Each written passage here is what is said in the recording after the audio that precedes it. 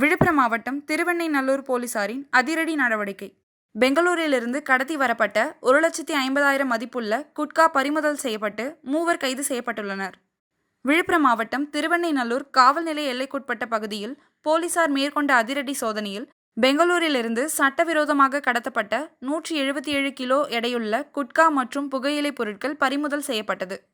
பெங்களூரிலிருந்து குட்கா கடத்தப்படுவதாக போலீசாருக்கு கிடைத்த ரகசிய தகவலினை தொடர்ந்து மாவட்ட காவல் கண்காணிப்பாளர் சரவணன் உத்தரவின் பேரில் திருவெண்ணைநல்லூர் காவல் ஆய்வாளர் திரு அழகிரி தலைமையில் வாகன தணிக்கை மேற்கொள்ளப்பட்டது.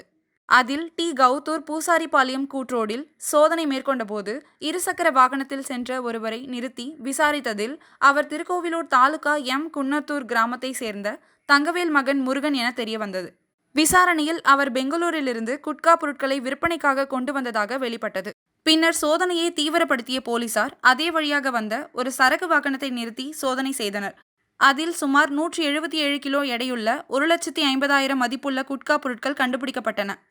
இதுகுறித்து திருவெண்ணைநல்லூர் தாலுகா ஆமூர் கிராமத்தை சேர்ந்த கலியபெருமாள் மகன் கண்ணதாசன் மற்றும் அன்றாயநல்லூர் கிராமத்தை சேர்ந்த முனுசாமி கிருஷ்ணன் மகன் சங்கர் ஆகியோரும் கைது செய்யப்பட்டனர்.